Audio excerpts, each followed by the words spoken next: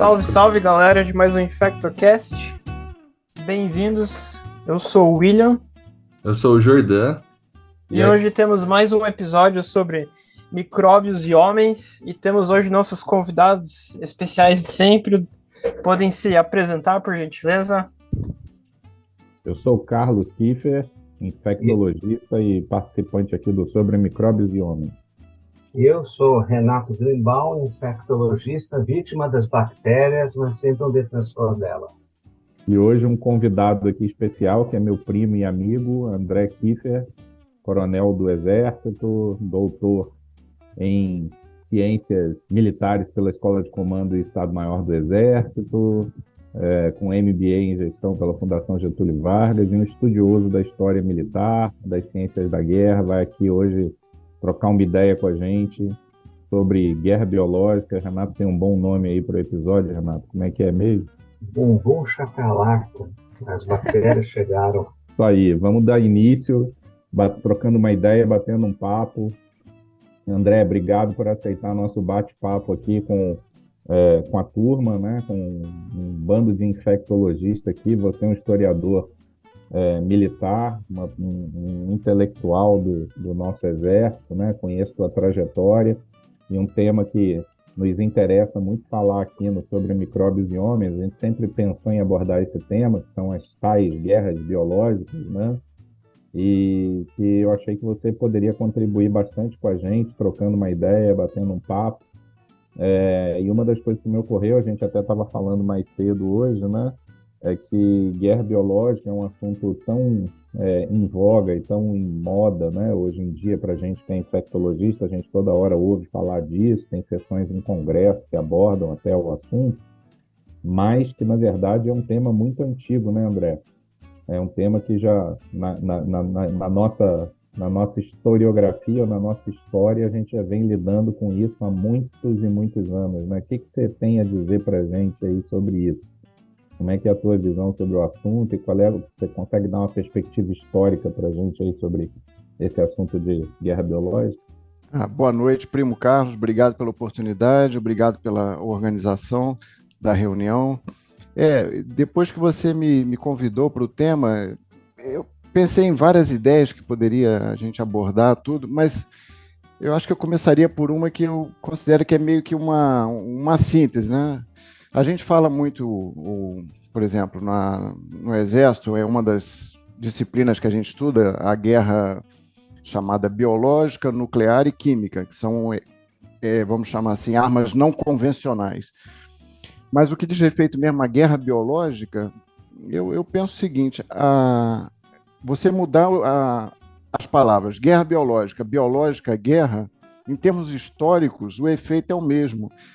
Porque, na verdade, essa ação do ser humano de entrar em guerra com outros seres humanos, desde lá, o início da humanidade, desde os tempos pré-históricos, quando dois bandos se reuniram para entrar em confronto, seja por uma fonte de água, seja por um pedaço de terra, o que seja, com armas toscas, com pedra, com madeira, o que seja, a partir do momento que eles planejavam, pensavam em fazer isso, a biologia ou os micro-organismos começavam a trabalhar, porque antes do confronto ou da batalha, esses dois bandos se reuniam num local que era para atender uma determinada quantidade de população e aumentava exponencialmente com aqueles dois bandos reunidos. Então já começava a contaminação das fontes de água, contaminação ou perda de fontes alimentares. Durante a batalha ou confronto, a contaminação exponenciava também pelos ferimentos, pelas chagas, pelas as mortes que ocorriam nas fontes de água, etc. E depois da batalha ficava então as doenças, a fome. Então, de certa forma, a guerra biológica, a guerra, convive com o ser humano há muito mais tempo do que às vezes a gente pensa quando ouve falar no tema, né? Diferente de uma guerra nuclear, que é mais recente, e de uma guerra química, que às vezes entra mais em voga, principalmente na Primeira Guerra Mundial. Ela foi muito famosa pelos usos de gases efetivamente, com máscaras protetoras, mas assim, num sentido, vamos dizer, amplo de história militar, a guerra biológica ela existe desde sempre. Acho que seria assim uma primeira palavra, primo. Muito Ô, André, interessante você me isso, né? permite uma pergunta, partindo do pressuposto que você entende mais do assunto do que qualquer infectologista aqui,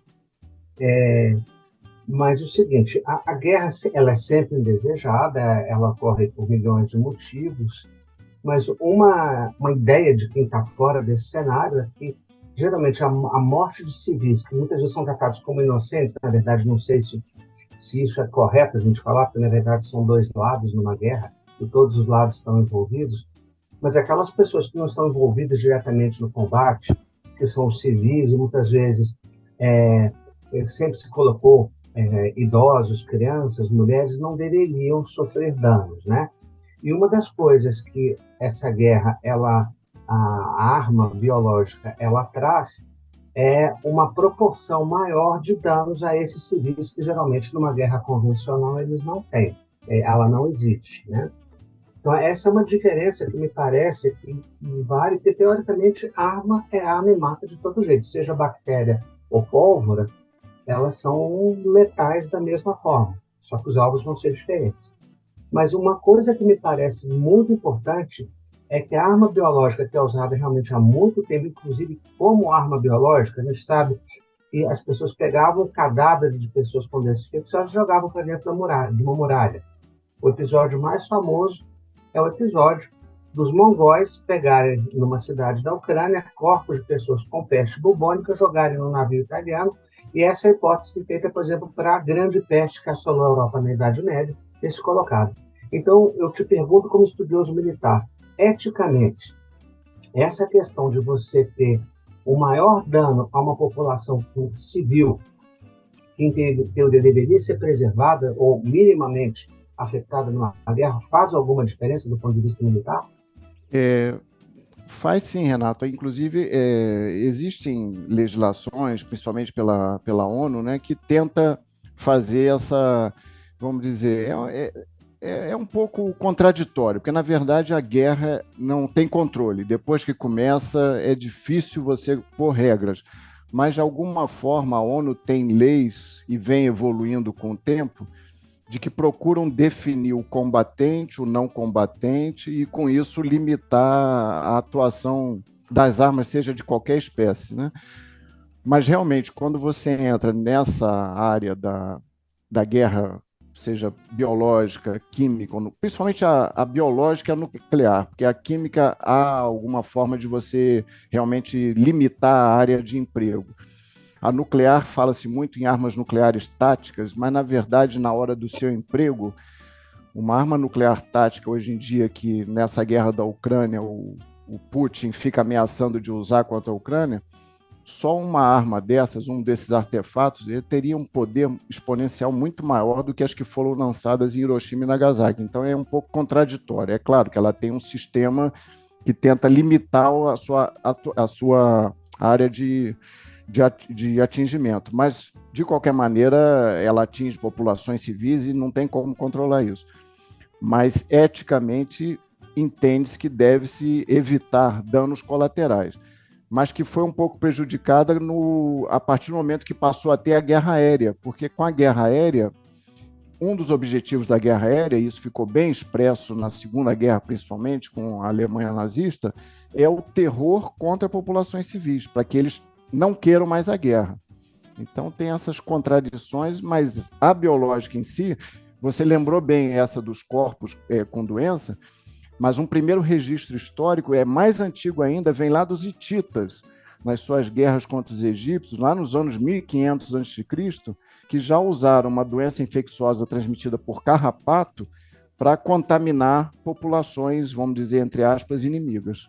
Ou seja, isso que eu achei muito interessante essa perspectiva que você trouxe, André, de inverter aí as palavras, né? Guerra biológica ou biológica guerra, quer dizer, na verdade, a guerra só existe porque existe um ser biológico por trás, que somos nós, humanos, maquinando ela, né? Em resumo, se eu entendi bem o que você falou, é isso, né? Então, em essência, o uso moderno de agentes biológicos, né? Sejam bactérias, vírus, contaminações por agentes, né, por toxinas, né, que são derivados muito frequentemente de bactérias, vírus ou fungos. Em essência, um aperfeiçoamento da mente humana. Antes, lá atrás, já era uma guerra biológica, porque já eram humanos que são seres biológicos se debatendo mesmo na pré-história, né? É curioso essa visão, né? E isso que o Renato traz aí desse aspecto ético, né? Que você está trazendo, que de fato... Você estava contando para mim que a ONU tem tentativas de legislação para conter esses agentes, que são agentes que, se usados, eles trazem um dano além, né, do dano digamos assim, no campo da guerra, no teatro da guerra, não sei qual termo exato que vocês usam, mas nas populações que estão no entorno e que fica muito difícil você conter, né? Então, você pegar um evento desse dos hititas, aí, como você está contando, de 1500 anos antes de Cristo, ou pegar o exemplo dos mongóis, que talvez tenham levado a peste negra para a Europa, né, na Idade Média, o que se alastrou era incontrolável na época, e hoje, muito frequentemente, continua sendo incontrolável, né? Quer dizer, uma vez que você lança aí num determinado ambiente, é difícil você controlar por causa das dinâmicas de transmissão desses agentes. Então, tem um aspecto, que é esse aspecto ético, que é do terror. E você estava comentando comigo que a ONU tem legislação e que, inclusive, ela não permite que sejam feitas pesquisas com agentes biológicos para efeito de agressão, de ataque. É isso mesmo? É isso mesmo, Carlos. Tem uma convenção de armas biológicas de 1972 que ela complementa o Protocolo de Genebra de proibir o desenvolvimento, produção, aquisição, transferência, armazenamento e uso de armas biológicas. Então, essa está em vigor, mas aí, no caso, armas biológicas ofensivas, porque a mesma legislação internacional e que a ONU é patrona, ela diz que para a defesa, ou seja, o estudo de agentes que podem se tornar ofensivos, como se defendesse esses agentes, não há nada contra isso. Agora, interessante é que, como tudo que é humano, né, esse protocolo que pareceria ser unanimidade, nem todos os países são signatários. Aí eu tenho aqui dados, os mais recentes que eu consegui. Entre os não signatários desse protocolo, que em princípio seria para todos, tem 3 países africanos e Israel não é signatário desse protocolo. Aí tem mais um outro mais recente, que foi chamado esse foi em 85, é uma outra esfera de atuação. O Grupo da Austrália, um regime multilateral de controle de exportação. Então, esse seria para controlar a exportação de agentes potencialmente ofensivos. Mas só tem 43 países nele, até hoje, que assinaram. E da América do Sul, nesse grupo, só a Argentina é assinante. Então, nem o Brasil faz parte desse que controla a exportação de agentes potencialmente ofensivos biológicos. Agora, quanto a defesa, a vacinas ou estudo de agentes ofensivos e como defender-se desse, isso a ONU não proíbe, até porque seria um contrassenso, já que seria um direito humano ter defesa contra um agente biológico ofensivo, né? E André, pegando o seu gancho, a arma biológica ela é uma faca de 2 gumes. Ela traz alguns riscos que é diferente de uma arma convencional. Então, a gente está vendo aí toda a especulação, nós tivemos aí muita fake news em torno da Covid-19, se ela seria uma fabricação de laboratório, uma guerra biológica da China. Até agora não houve nenhuma evidência disso, ao contrário, parece que não foi. Mas, supondo que teria sido, a própria China sofreu consequências muito fortes e está sofrendo consequências muito fortes. Então, uma arma biológica, ela traz risco para aquela própria nação ou aquele estado que resolveu fazer essa arma. E aí a gente vai pegar alguns exemplos. Por exemplo, existe uma especulação muito forte, já com uma evidência mais forte, que houve uma gripe em 1977, vírus de influenza, na Rússia, causou no mundo 700 mil mortes, e existem algumas evidências muito fortes que estava sendo produzida num laboratório russo e que teria havido um acidente e esse vírus teria escapado, e quem sofreu com esse vazamento foi a própria Rússia e eventualmente a China. que forma uma fronteira imensa com a Rússia. Nós temos outros perigos muito fortes, como, por exemplo, se a varíola ela for utilizada como guerra biológica. A gente vai lembrar que, alguns anos atrás, o mundo já tendo erradicado a varíola, houve a decisão de se eliminar o restante de vírus que estavam sendo estocados por causa da possibilidade, porque a doença estava erradicada, mas quando veio o 11 de setembro, a escalada de violência e de terrorismo no mundo, decidiu-se guardar o vírus para quê? Para poder fazer vacina e se proteger contra uma eventual guerra biológica usando a varíola, que seria uma coisa catastrófica. E daí é importante a gente só entender que essa transmissibilidade, que é uma faca de dois gumes, ela faz parte de uma classificação. Tem 3 níveis de agentes biológicos que podem ser usados em terrorismo, e a categoria mais perigosa é o grupo A, que são agentes de altíssima transmissibilidade e de altíssimo dano, ou seja, grande risco de morte para as pessoas. E, lamentavelmente, nós vamos ter que conviver com isso e com essa discussão do dano colateral para aquele próprio que que faz a guerra biológica. Então, vocês estão falando isso, né? Uma coisa que me ocorreu, assim, de conhecimento prático da vida, isso está aí público, né? Até complementando o que André e Renato estão falando, o que eu tenho conhecimento é que o Exército Americano tem uma linha de fomento em pesquisa para defesa de eventuais ameaças biológicas à sua população, né? Sejam em forma de guerra ou não. E uma coisa que é curiosa é que a gente muito frequentemente pensa nas toxinas, pensa nos agentes, né, nos agentes virais, que tem fácil transmissão, né? Renato citou aí influenza, citou aí varíola, as toxinas, né, de contaminação, toxina botulínica e outras toxinas. Mas curioso que há uns anos atrás houve o desenvolvimento de um antibiótico que foi praticamente todo o seu desenvolvimento foi patrocinado pelas Forças Armadas Americanas, por um fundo de pesquisa das Forças Armadas Americanas. E eles desenvolveram um antibiótico. Nossa, mas antibiótico, né? Para quê? É porque não era um antibiótico voltado para um agente biológico clássico. Era um antibiótico voltado para uma bactéria multiresistente, que é a minha área, né, de atuação, de pesquisa na universidade. Então, não sei se aqui o Jordan e o William vão se lembrar, Renato também, né? A plasmomicina, ela foi praticamente, o desenvolvimento dela foi patrocinado com dinheiro público das Forças Armadas Americanas, né? Então, as pesquisas de laboratórios, pesquisas pré-clínicas, pesquisas clínicas, tinha muito dinheiro das Forças Armadas, porque eles entendiam que, independente de ser usado como um agente agressor ou não por alguém propositalmente, a capacidade que uma bactéria multiresistente tem de causar numa determinada população, e a gente está vivendo isso agora, né? A gente está diante da pandemia do século XXI, seguramente de resistência bacteriana.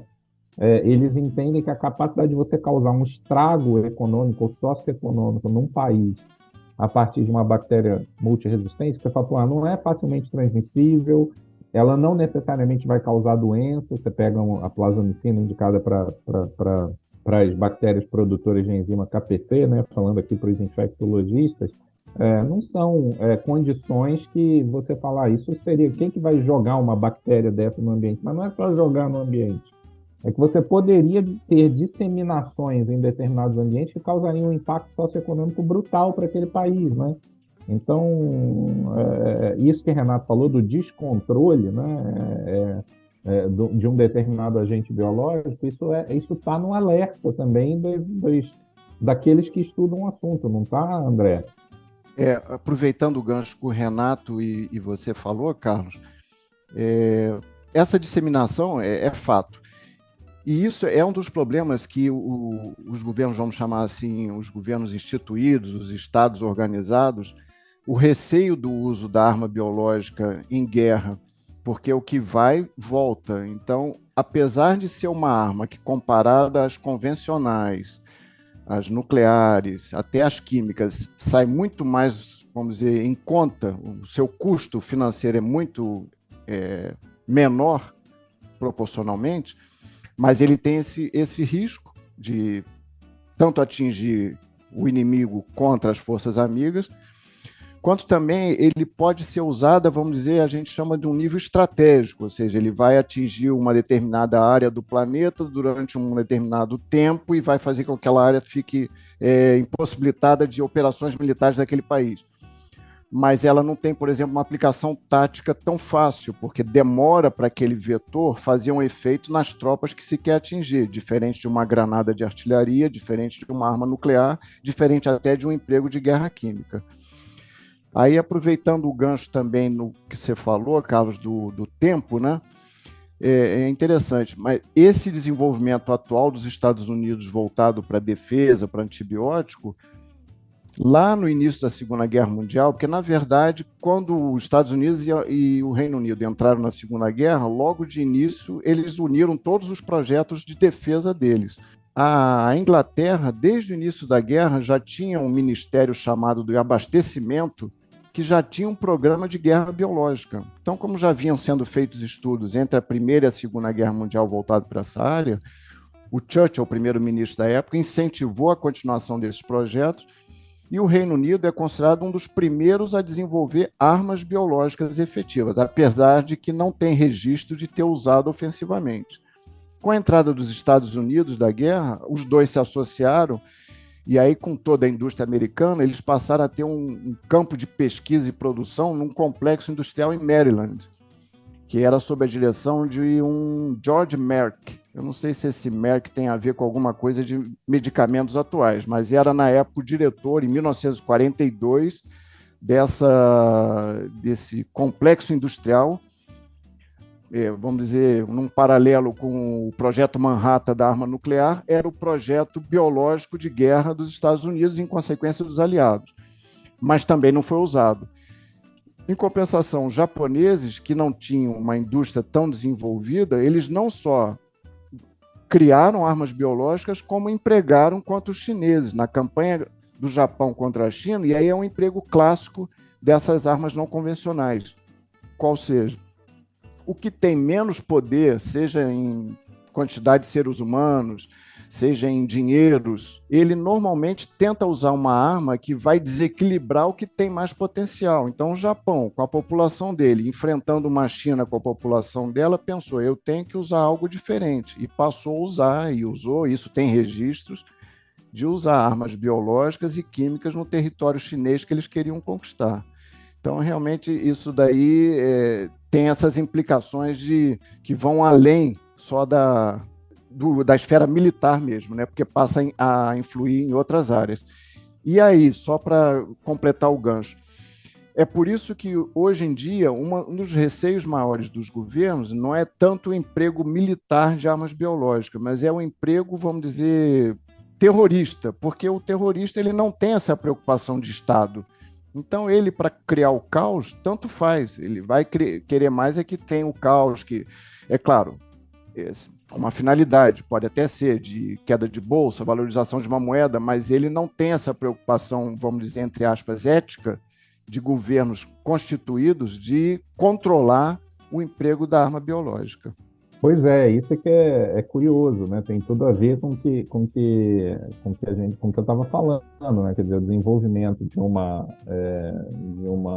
por exemplo, né? A disseminação de uma determinada bactéria resistente, ela tem um impacto que é um impacto socioeconômico, né? Você aumenta, não necessariamente ela vai ser uma condição aguda que vai levar inúmeras pessoas à morte, mas ela tornando-se endêmica numa determinada região, ela afeta toda a economia daquele local. Quer dizer, você vai ter mais gente internada, as internações vão ser mais prolongadas, as dificuldades de tratamento vão ser maiores, pode ter impacto na mortalidade, pode ter impacto, né? Então, de longo prazo, você pode causar um distúrbio brutal numa determinada região, numa determinada economia, se você, de alguma forma, propositalmente, né, atua disseminando uma determinada bactéria resistente. Quer dizer, é curioso, né? A gente pensar nisso, que, quer dizer, guerra biológica é muito mais do que a gente só pegar agentes e tentar disseminar agudamente, como você falou, a diferença entre o uso tático e o uso estratégico e o uso absolutamente de terror, né? para causar caos mesmo numa determinada situação com um determinado objetivo sociopolítico, né? Não sei vocês, mas eu tenho um certo. Sempre o pessoal me pergunta, como infectologista, se eu acho que o Covid foi uma arma biológica que a China usou. Aí eu sempre falo assim, olha, eu tenho muito medo no mundo globalizado onde a gente está, se eu quiser espalhar algum vírus, eu pegava um paciente infectado, colocava num avião, fazia uma conexão Dubai-Paris, Paris-Nova York, Rio, pegava outro São Paulo, México, Orlando, Berlim, pronto, eu já espalhei o vírus ou a bactéria, nunca ninguém vai conseguir rastrear e descobrir. Isso entra muito nisso que a gente estava falando, de achar que a própria China, né, foi um dos maiores prejudicados com o próprio Covid. Isso me faz pensar que para terrorismo espalhar alguma coisa seria bem fácil, hein?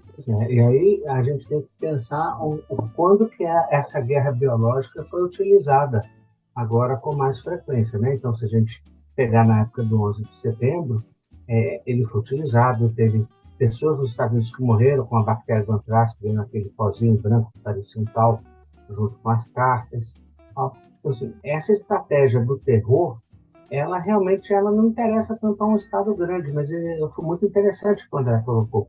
Porque é um grupo que tem mais dificuldade econômica, que ele vai de uma forma que ele quer espalhar o terror psicológico. As pessoas comecem a ter raiva, a questionar, a ter o pavor.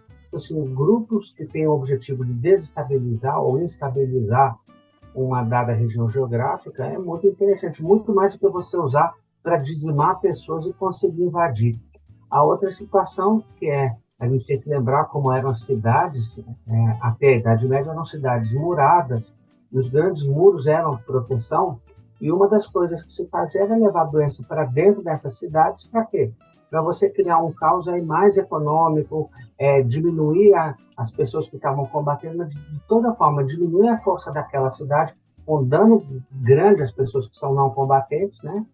Mas também, mais uma vez, diminuindo toda a força daquela região. Renato, isso você foi perfeito, o Will também com a lembrança dele dessa possibilidade de disseminar, né? Eu lembrei aqui, aí, indo mais na história, que é algo que me interessa muito, não só a história militar, mas para entender o contexto que a história militar se insere. Eu estava vendo uns programas da National Geographic que fala muito sobre as civilizações perdidas da América Central, os maias, e agora já estão descobrindo civilizações perdidas na Amazônia, porque tem um novo sistema de rastreamento do solo que tira a cobertura vegetal, sem tirar literalmente, mas vê abaixo das árvores, e tem várias arqueologias de cidades enormes que existiam tanto na Amazônia quanto lá na América Central. Está expandindo esse conhecimento dessas civilizações pré-colombianas. E aí que é interessante, essa fronteira do terrorismo e da política de Estado, como tudo na guerra, é muito variável, porque a gente pode ser levado a pensar: será que houve um terrorismo ou se foi uma política de Estado dos conquistadores portugueses e espanhóis que, ao fazerem contato com civilizações que nunca tinham encontrado seres humanos daquele perfil, pegaram doenças que eles não tinham a menor possibilidade de se defender e morreram aos milhares, às centenas de milhares? E aí o que o Will falou, vai que uma Covid dessa é intencional. E pior, um Estado deixa chegar em populações que não têm a menor condições de se defender, é um extermínio rápido, né? Porque se em 500 anos baixou, e agora nós tivemos uma Covid que no Brasil, em 2 anos, por falta de uma política mais intensiva de vacinação, morreram 700 mil, a população indígena vai num estalar de dedos, né? Então, qual é o limite entre terrorismo de alguém que tem interesses individuais, que é quase que isso, ou uma política de Estado? Então, são fatos também que a gente puxa a história para pensar, por exemplo, agora, essa semana anunciando a participação das Forças Armadas através do ministro da Defesa, que está indo com os 3 comandantes das forças lá para reconhecer os problemas na terra indígena. Antes, o ministro da Defesa já tinha ido com o presidente, o comandante supremo das Forças Armadas, tinha ido para ver como é que estava. orientou o ministro da Defesa, orientou a ministra dos Povos Indígenas, o presidente orientou o ministro dos Direitos Humanos e agora os 3 comandantes de força estão indo para lá. Eu acho isso muito nobre. A gente tem um espectro que chama de operações de paz, é uma das missões das Forças Armadas, que eu já tive a oportunidade de participar de 2, na Guatemala e outra de observação e outra na sede da ONU em Nova York. Então, eu acho que é muito nobre, porque já que no momento as forças do Exército do Brasil não estão em missões externas de grande monta, cooperar para, entre aspas, fazer essa paz nesse território, que é nosso, mas tem que ser bem cuidado e de forma legal, tem várias importâncias, e uma delas é justamente esse tema que a gente está tratando. Está lá com hospitais da aeronáutica, está lá com segurança do Exército, os transportes da Marinha pelos rios, porque aí chega um tratamento e uma defesa biológica para esses povos que não têm defesa nenhuma. Para isso, eles não têm uma defesa. Então, é interessante essa ligação e essa fronteira muito tênue entre terrorismo e política de Estado. Não específica do terror biológico, né? Se a gente lembrar, os piratas não necessariamente eram aventureiros, né? Eles estavam ligados às grandes nações. E é uma forma velada de você estabelecer uma guerra. É muito interessante isso. Você está trazendo essa visão, né, André, de que a fronteira entre uma ação de terror e uma ação de Estado, muito frequentemente, ela é uma linha muito tênue, né? Depende do objetivo de um determinado momento. Quer dizer, seguramente a gente olha como terror o que os conquistadores ibéricos fizeram, trazendo doenças para cá hoje em dia, há 500 anos atrás, para conquistar as Américas, né? A gente vê isso, né? Então, quer dizer, e hoje a gente vê populações no nosso território sofrendo com doenças preveníveis e que a solução é isso que você está falando, é a junção de todos para interromper uma política mais deletéria ainda de Estado. É muito curioso isso. Uma coisa importante para a gente pensar também é o tipo de agente biológico que vai causar o dano, né? A gente pode ter um agente biológico que é uma toxina. Se você tem só uma toxina, ela não vai ser transmitida de uma pessoa para outra, você consegue fazer um dano mais restrito. Você pode jogar uma toxina numa caixa d'água ou fazer como foi feito. Por isso, você pode colocar em cartas e contaminar a pessoa. Agora, os agentes biológicos clássicos, eles são transmissíveis. E a forma de transmissão dele vai determinar o tipo de dano que vai acontecer. Então, um dos candidatos são os vírus, especialmente, eventualmente bactérias de transmissão respiratória. Obviamente, nenhum deles vai causar um Last of Us, né? Não é isso que vai acontecer. Mas você pode ter os vírus respiratórios, são grandes candidatos a isso. Também com transmissão por contato respiratório, o vírus da varíola, ele é importante, né? E você tem uma outra modalidade que tem um impacto econômico muito grande, que é um dano biológico que você vai fazer através da contaminação da água, por exemplo, a bactéria do cólera, ou você utilizar a própria contaminação de fontes alimentares. Então, tudo isso vai ser muito determinante no planejamento de como que um grupo que quer usar essa arma não convencional, qual vai ser o agente priorizar no uso. Ô, Renato, isso que você está falando é de extrema importância. Você estava falando, eu me lembrei, inclusive, do primeiro episódio que a gente gravou sobre micróbios de homens, que não tem especificamente a ver, ou pelo menos não há nenhuma evidência na história de que tem especificamente a ver com guerra biológica, mas você lembra que a gente estava aventando hipóteses, né, para a queda do Império Babilônico, né, e para a manutenção de forma mais robusta do monoteísmo, e que talvez uma doença de transmissão hídrica tenha sido, naquela época, responsável pelo enfraquecimento das forças da economia do Império Babilônico e devido à característica, né, dos lugares, que eram ambientes entre rios e o Tigre e Eufrates, e muitos canais que eram usados para agriculturas, né, em áreas de agricultura, e que seria fácil você, em teoria, contaminar aquelas águas e destruir a força econômica do local, destruir as forças de defesa, portanto, e daí causar o estrago que foi. Quer dizer, simplesmente o Império Babilônico desapareceu, né? foi substituído, né? Lembra que a gente conversou sobre isso? Então, as doenças os agentes transmissíveis, e particularmente aqueles de transmissão hídrica, né? Eles são fortes candidatos. Mas você também citou, ainda há pouco, quando a gente estava conversando, você citou o uso do antraz, né? Da bactéria do antraz, ou do carbúnculo, como a gente chama aqui, como um evento na nossa história recente que saiu na mídia, que a gente viu, acho que foi 5 ou 6 pessoas que morreram na época nos Estados Unidos por terem recebido cartas com um poliófilo, né, com liofilizado, que continha a bactéria, não era isso? Vocês lembram mais ou menos dessa história? Sim, foram 11 mortos, né? No caso do antraz, foram 11 mortos no total. E tem um episódio mais bizarro ainda, que foi um episódio lá em Waco, no Texas, né? Que um guru que queria ganhar politicamente, dominar politicamente, ele contaminou a cidade com salmonela, o reservatório com salmonela. As pessoas teriam uma doença mais severa, prejudicando as eleições, e ele conseguia, ou ele ou alguém do grupo dele, se eleger. Isso muito recentemente. Em relação ao bacilo anthrax, né, que é interessante que o bacilo anthrax é facilmente encontrado na natureza, né, ele fica na terra.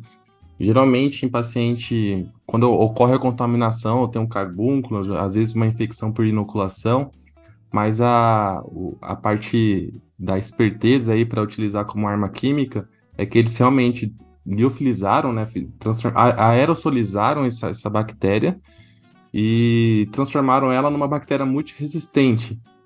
Inclusive, existe até o sequenciamento na multiresistência dessa bactéria no PubMed, assim, então é muito fácil reproduzir com a tecnologia que a gente tem hoje em dia.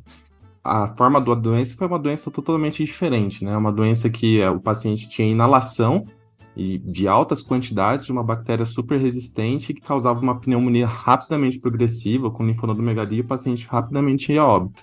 Então, não era simplesmente pegar aquela bactéria do meio ambiente e causar infecção, era modificado em laboratório mesmo, era bem cruel. E esses exemplos que vocês estão citando, né, quer dizer, o exemplo do antraz, há alguns anos atrás, após os ataques às torres gêmeas nos Estados Unidos, né, no 11 de setembro de 2001, e o Waco, no Texas, se não me engano, foi década de 80, né, Renato, ou 90, acho que foi um pouco antes, né?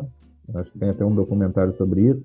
André, nesse caso, você tem, não sei se você sabe, claro que aí a gente está falando de um uso, digamos assim, um uso sociopolítico com objetivo de terror, né? Com objetivo de desestabilização de uma determinada situação política, mas o curioso é que dentro de território norte-americano, 2 exemplos dentro de território norte-americano, e as forças por trás disso, a gente tem ideia de quem foram, como é que foi alguém conhece, alguém sabe essa história? Não. O que eu me lembro de ter ouvido na época não é de que aquilo tinha vindo de ataques externos ou de nenhuma nação externa que estivesse querendo desestabilizar, mas eram grupos internos, né? Eram grupos internos de estabilização política do próprio regime americano, não era isso? O Waco, com certeza, mas os ataques com antraz eu não me lembro exatamente. Tem várias teorias, né? A gente está aqui conjecturando, mas nós sabemos, da história, e a gente aprende a ver isso, que muitas vezes o ataque é interno disfarçado de externo. E há grupos que têm interesses específicos de, vamos dizer, tudo suposições, mas que existem histórias a respeito. Quer que uma indústria de defesa seja valorizada, que possa produzir mais armamentos. Então, nada melhor do que ter ameaças de um ataque que vai obrigar um determinado governo, pressionado pela opinião pública que quer se defender desse suposto ataque, a investir na indústria de defesa.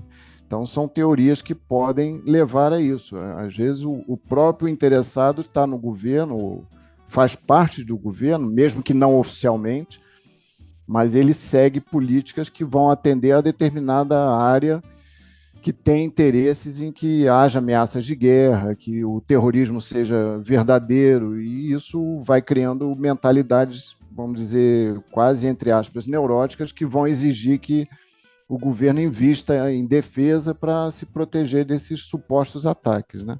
Isso é uma possibilidade. A outra também é que pode esses mesmos grupos internos trabalhar em proveito de outros interesses, de outros países. E aí são os casos clássicos da Guerra Fria, que tinha espionagem que fazia duplo sentido, estava de um lado e de outro, eram os espiões duplos.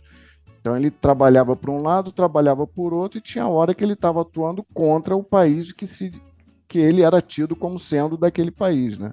Então também no terrorismo, ou no bioterrorismo, ou na guerra biológica, não está livre dessas variações humanas, vamos chamar assim, que são históricas, né?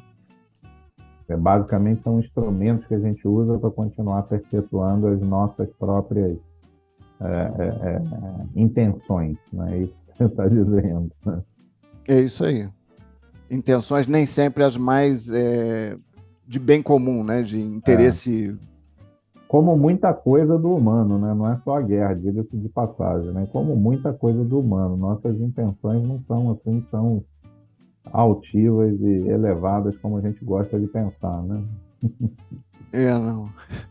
Eu acho que é isso. A gente, a nossa intenção hoje era reunir aqui para conversar sobre guerra biológica, sobre agente biológico, bioterrorismo, que são assuntos que estão na moda, mas que, como o André trouxe aqui uma perspectiva muito interessante para a gente, né, de que independente das ferramentas que a gente tenha ou que a gente tenha desenvolvido nos últimos anos e que eventualmente a ciência, a má ciência ou a boa ciência tenha nos ajudado a desenvolver, tem ajudado a humanidade a desenvolver, na verdade o que está por trás desse termo biológico é o biológico maior, que é o humano, né?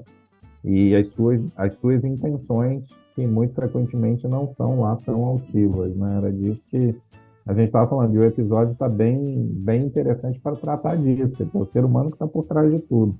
Então, quando o Renato falou lá no início que, embora sejamos muito frequentemente atacados por bactérias, a gente continua, e aí eu acrescento por micro-organismos, a gente continua sendo leal e fiel a eles, né? Então, os micro-organismos são, na maior parte das vezes, nossos amigos, e não nossos inimigos, né? Os inimigos são, muito frequentemente, os próprios humanos, né, que estão ao nosso redor. Fala, André. Carlos, eu vou aproveitar, vou entrar um pouco na sua área, você me desculpe, mas é que eu me lembrei que eu acho que, de repente, isso pode ser até um foco de incentivo e de atenção para os que estão agora na faculdade, até se dedicarem a esse estudo que é enorme, né? No tempo começa lá, muito antes de Cristo, então, e chega até hoje com essas ameaças de bioterrorismo.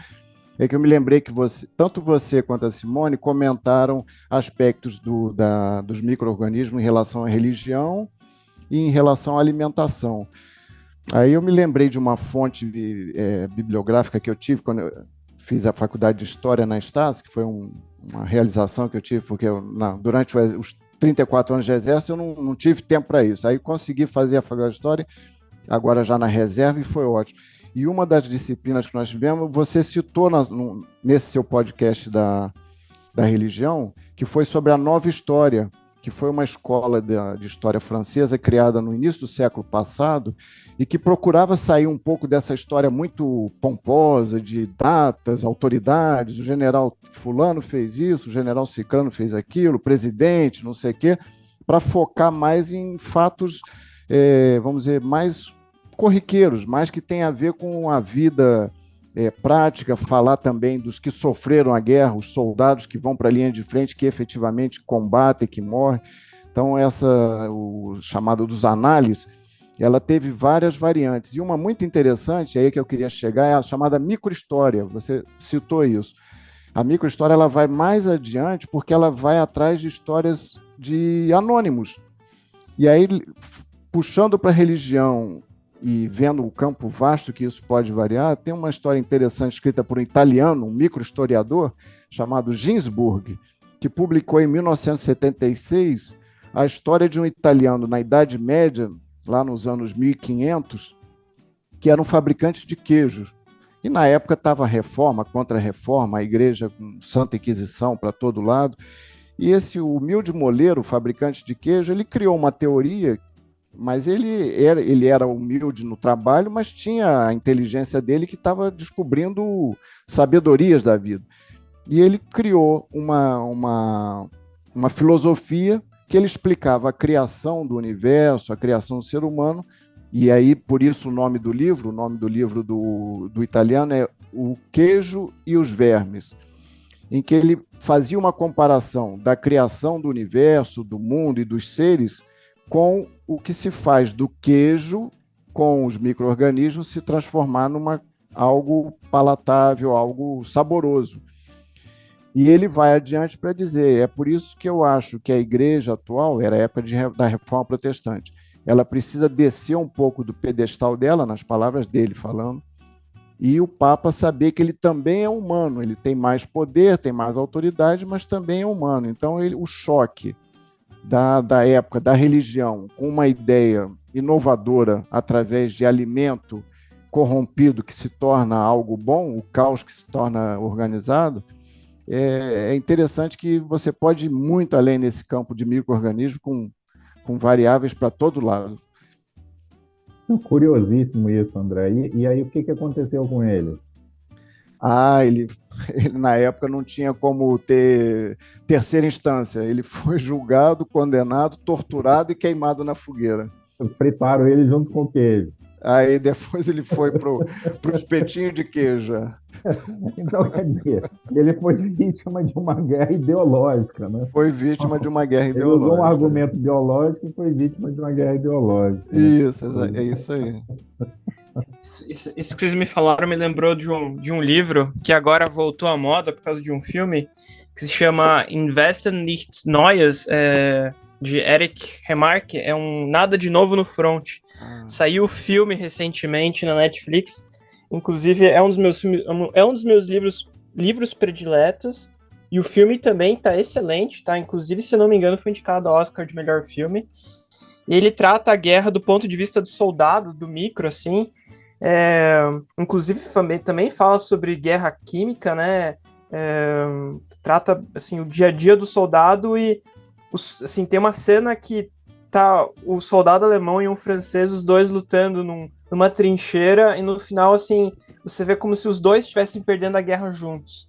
Ele fala no livro, assim, é uma forma muito marcante.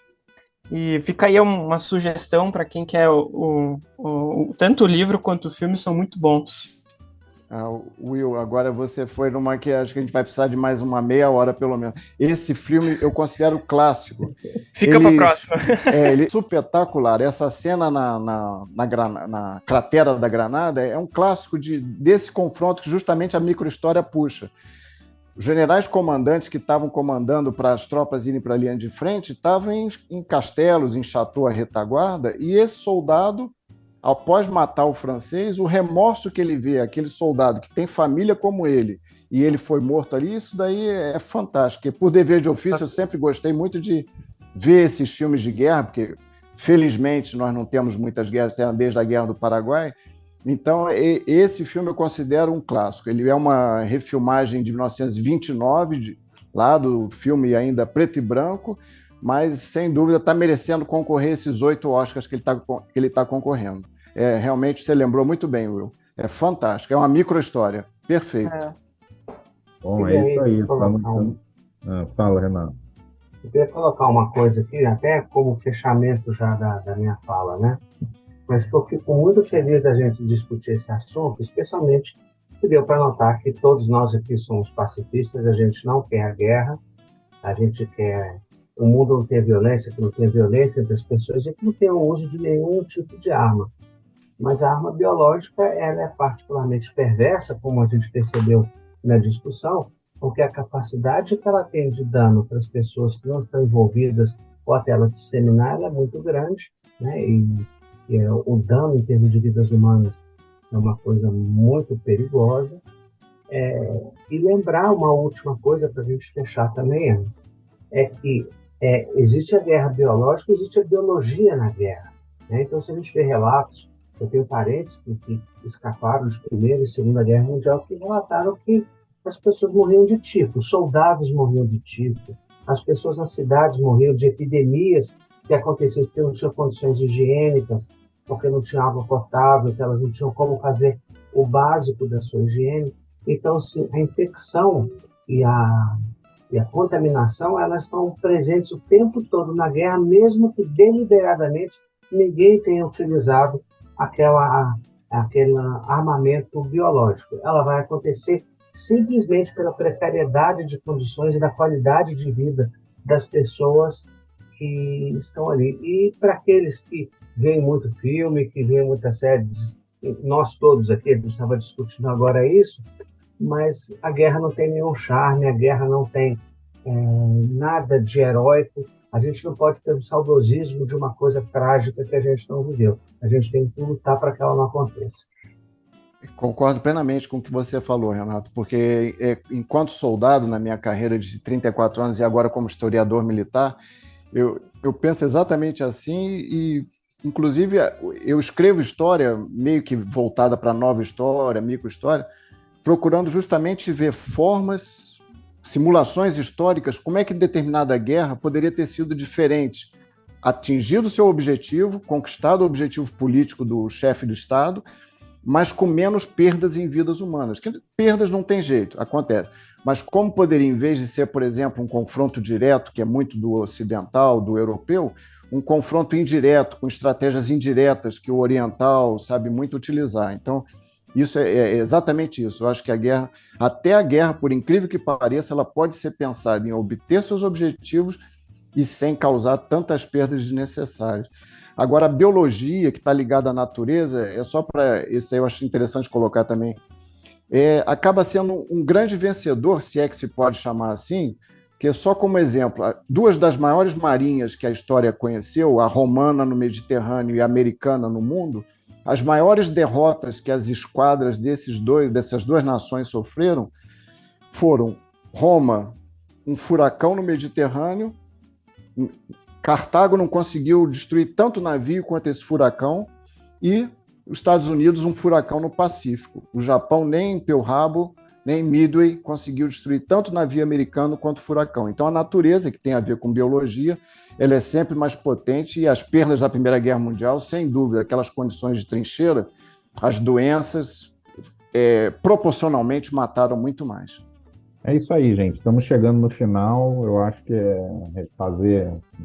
primeiro agradecer, né, a participação do André, do Renato, do Jordão, do Will, e também dizer que todo lado aí do que André e Renato falaram, né, a gente é pacifista, a gente não quer guerra. E eu, até pelo contrário, eu diria que eu acho que eu estou do lado desse queijeiro italiano. O André, eu acho que eu estou mais pro lado do queijo, do vinho. Agora, espero que não tenha uma inquisição para me pegar por causa disso, né? Então, agora com essa extrema-direita aí a gente corre risco. Corre risco, né? Exato. Então, que estejamos do lado dos bons micro-organismos, dos queijos, dos vinhos, e a gente volta a falar no próximo episódio. Um abraço. Isso aí, um obrigado. E só uma última lembrança, a gente como infectologista, né? E a gente sempre cobra isso, mas se você suspeitar de que está diante de um paciente que foi submetido a alguma arma biológica, é uma de notificação compulsória. Notifique. Baremia, varíola, não deixe de notificar. Notifique. Agora, eu vou só fazer uma brincadeira que não é do seu tempo, tá? Que é do tempo meu, do Carlos, provavelmente do André, que eu não conheço. Não faça da sua bactéria uma arma, a vítima pode ser você. Boa, Renato, essa aí Isso foi... era um lema que existia, uma propaganda, que é: não faça do seu carro uma arma, a vítima pode ser você. Essa pode ser até uma proposta para o tema do podcast, pode ser até o título. Boa essa aí. Boa. Muito boa, Renato. Obrigado, Will. Obrigado, Joana. Foi uma satisfação conhecê-los. Primo, grande abraço. Valeu, primo. Um abraço. Obrigado. Tchau, tchau. Falou!